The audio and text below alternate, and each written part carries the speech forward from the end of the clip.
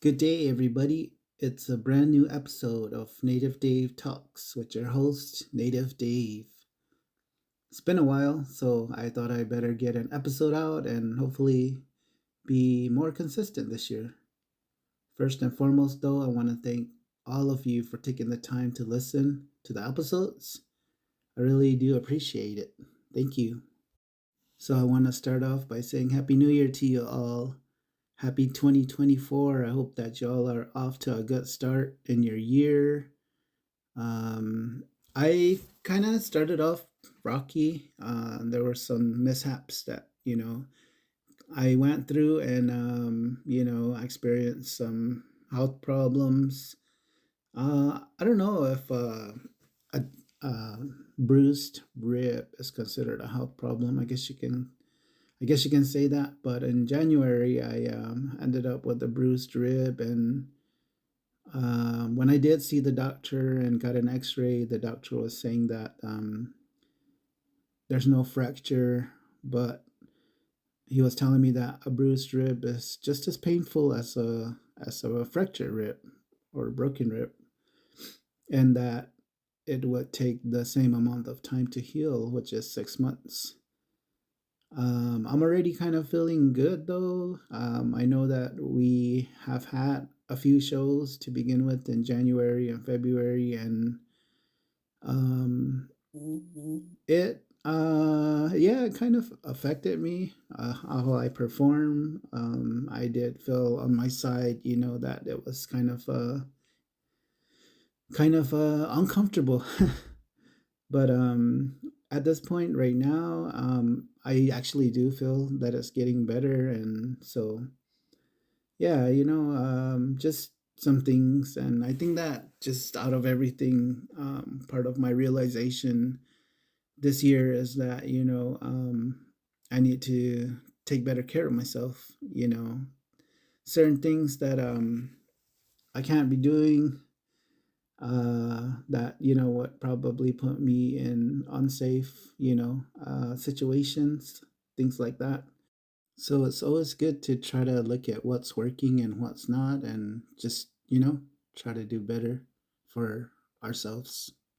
Thank you to everybody that was concerned about me, probably just by noticing that I wasn't around or active. And yeah, I'm really appreciative of that. I'm doing much better. I'm back, and I look forward to seeing you all.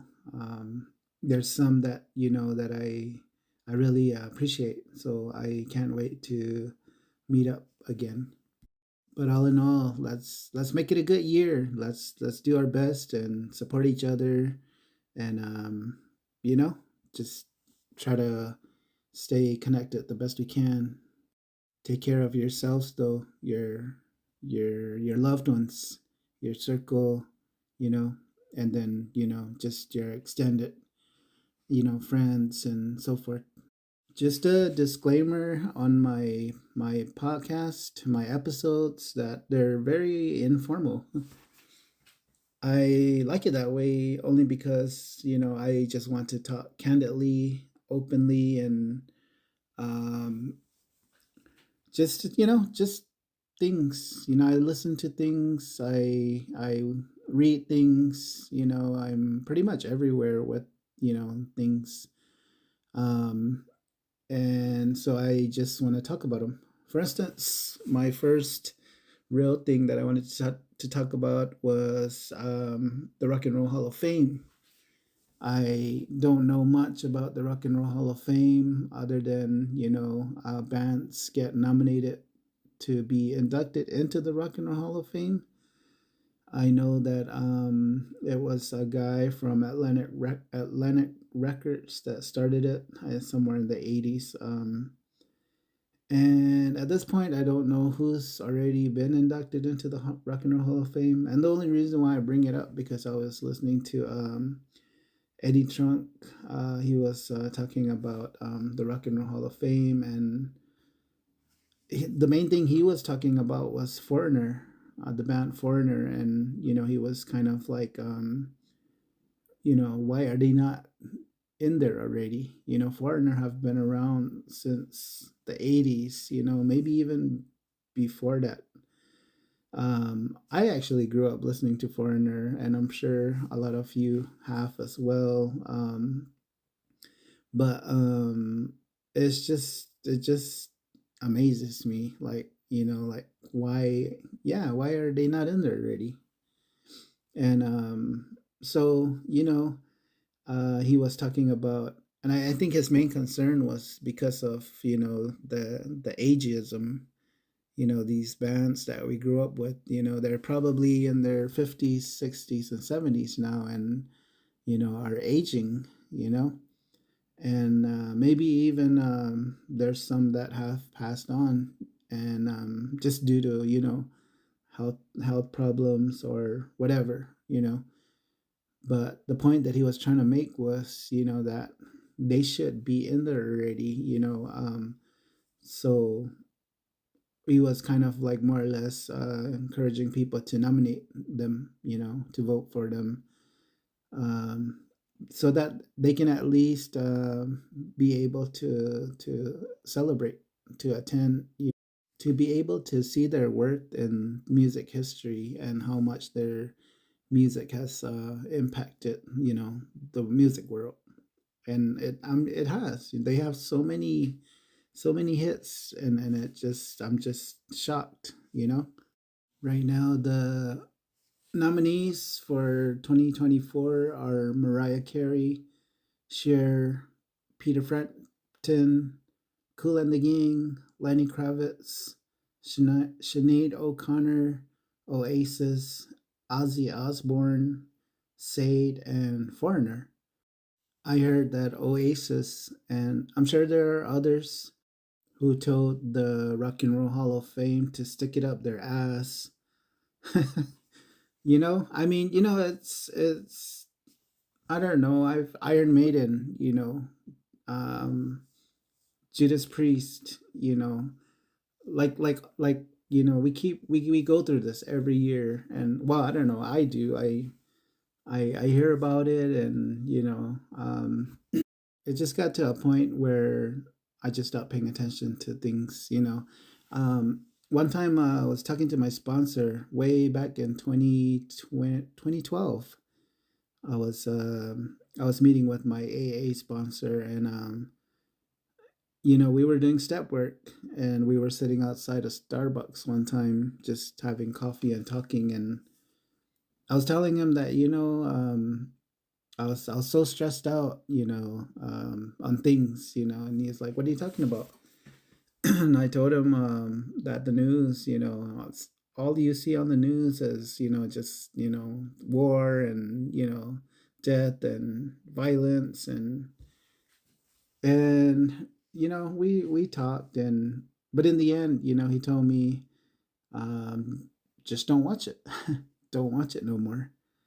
And that day, I stopped watching the news, and for I don't know, the 10 plus years since 2012, um, it it just hasn't had an effect on me. Of course, I can't help it if I scroll a social media site and see news.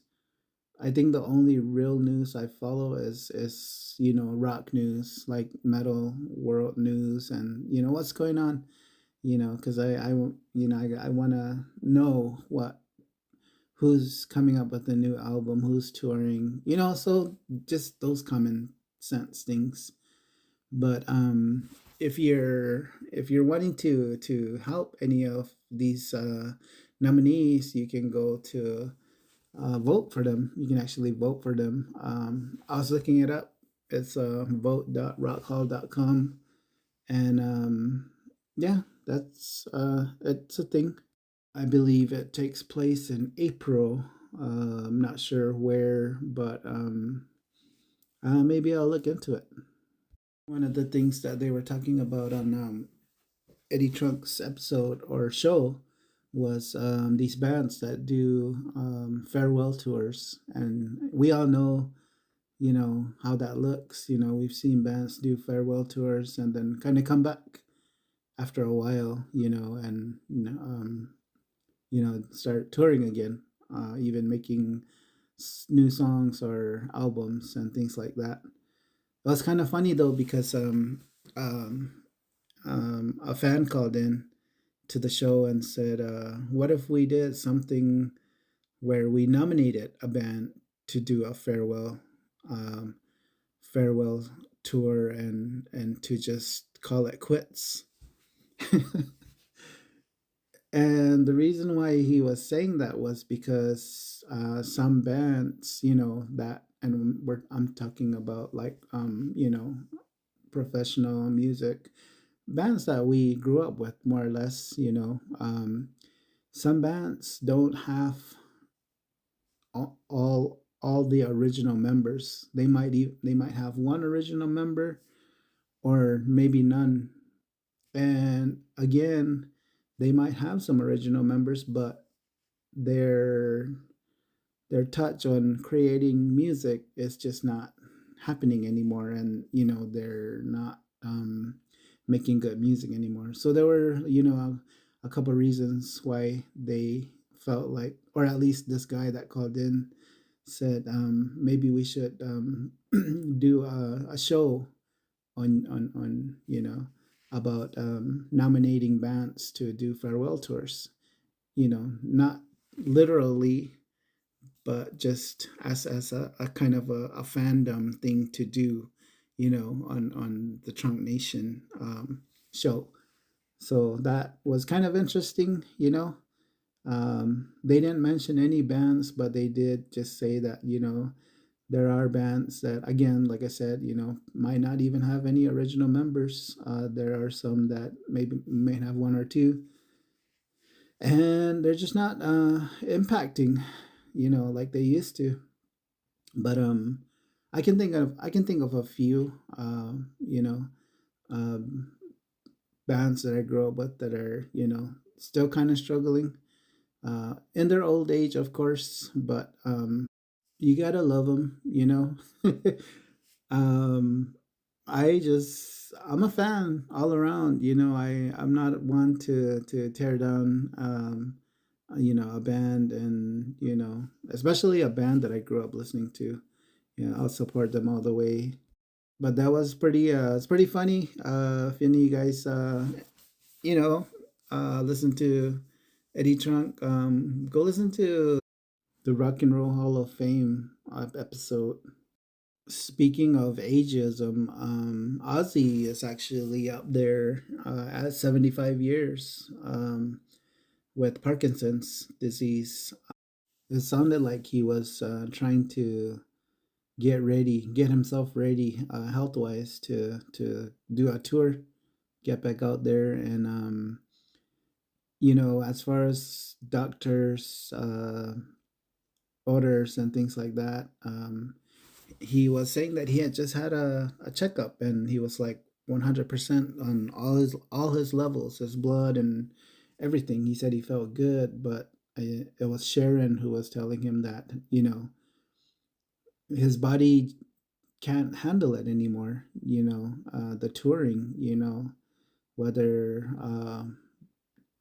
touring with a bus or plane, traveling from you know country to country, and it's just too much. And he finally agreed that yeah, it is, his body can't take it anymore. And so he kept just saying that he's frustrated because he was even like that nominated, and there's not much he can do to reach the fans other than through his podcast or social media and things like that. But what was really interesting was Sharon was saying to Ozzy, what's one thing that we have that is really valuable to us right now? And she was saying it's time. Time right now is very valuable to us because of Mhm. where we're at in our age, and and it's true. It's true, with all people that are get into the elderly age or those stages of old age, and time is really all that they have, and it kind of brings me back to when I had earlier when I started this episode, I was talking about how I had bruised my ribs, and way back in before 2004, I actually broke my collarbone, and so you know I'm I'm not totally up there in age, but regardless of age, we all got to take care of ourselves. I got to take care of myself. I want to be mobile. You know what I mean? I like to go for walks. I like to go for runs. I even like to go hiking sometimes. And I want to be able to, keep moving in life, But I also want to be able to just, agree that time is of an essence. Time goes by very fast. We're already in a new year. Before you know it, with all the dates coming up for us and, everybody, whatever you have going for yourself, before you know it, it'll be here. And, you can look back on the year and, you know, um, have you accomplished, what you set out to do, or things like that. Time is very valuable to everybody. But yeah, I really like that she had, kind of told Ozzy that in the end, and and he, it was real cool. It was real cool. But these are just some things that made me think, made me think about my love for the metal music, growing up with the music, and how it plays a role in my life today. When I remember, just hearing the various different styles of music growing up, at a very young age. I remember hearing Elvis, the Beatles, the Village People, Men at Work, um, just those kind of things. Other than like what do you call those, mariachis. My grandma was into mariachi, and she's the one that I grew up with. So, but then I did have siblings who listened to stuff like the Rolling Stones, and you know, and it wasn't till the '80s when I started getting into music through my brother and then my cousin, and so forth. Which was the whole invasion in the '80s with the thrash metal, speed metal, um, everything that just was happening, heavy metal, and then from then on, growing up, I was just into it, and I'm sure a lot of you guys can agree, and kind of reflect back on yourselves and what it was like growing up, with this kind of music. And to me, it was very releasing. I felt like this was who I was, and for a guy like me that was an outcast, that was never really included in things or even looked at as somebody that you can talk to or be friends with. This music has definitely pulled me through a lot of things and gave me that space to be in by myself, to feel, like validated or valued, more or less.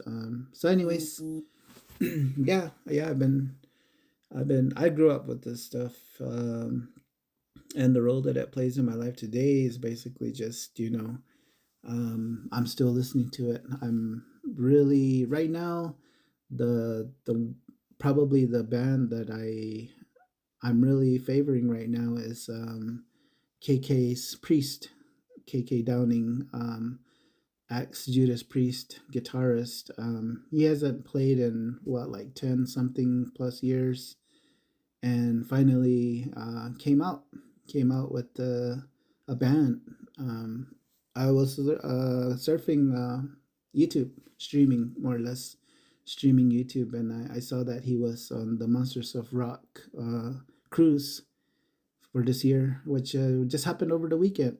Um, and somebody posted the whole video, his whole set. So I used to be a big fan of KK Downing and Judas Priest. Of course, Glenn Tipton was cool too, but you know, and I actually watched that whole video, and I was just amazed. I was like, wow, his new songs are pretty cool. Of course, he covered some Priest songs, and you know, um, and then I also saw that one of our locals, Deb Landsman, was out on that cruise. I've seen videos that she posted, and actually saw her post the KK's Priest one, which I was like, wow, that's cool. You know what I mean? But yeah, those are kind of the bands that I'm kind of looking at now, as far as like KK's Priest. Who else? Bruce Dickinson. I believe he's coming out with a new one. I've heard good reviews about that. Right now, I don't have anything to kind of look at. I should have gathered, a lot of these bands that I grew up with, that we grew up with, and kind of seeing what they're doing right now. But those are the two that I can really think of now. What's funny though is I grew up in that era, the 80s, and one of my secret pleasures was glam metal. Bands like Motley Crue, Poison, Cinderella. um, and then as that evolved, that hair metal, as that evolved, I always thought, just because I wasn't secretly I was kind of in between. I love metal, light spikes, leather, denim, as Chronos said, Die Hard, things like that, trying to have that image, but also secretly kind of liking this kind of music. And I always thought, you know, that they weren't good. That, just because I was categorizing them in that genre of hair metal, glam, I always thought that, musically they weren't good. I don't know how I'm saying that, because I liked the music when I was young back then. I did have a Poison tape, I did have a Cinderella tape and Motley Crue and things like that. But I only say this because a few years ago, I don't know, I'd say within the last 10 years, somebody had got me a Christmas gift, and it was a ticket to see Quiet Riot, Poison.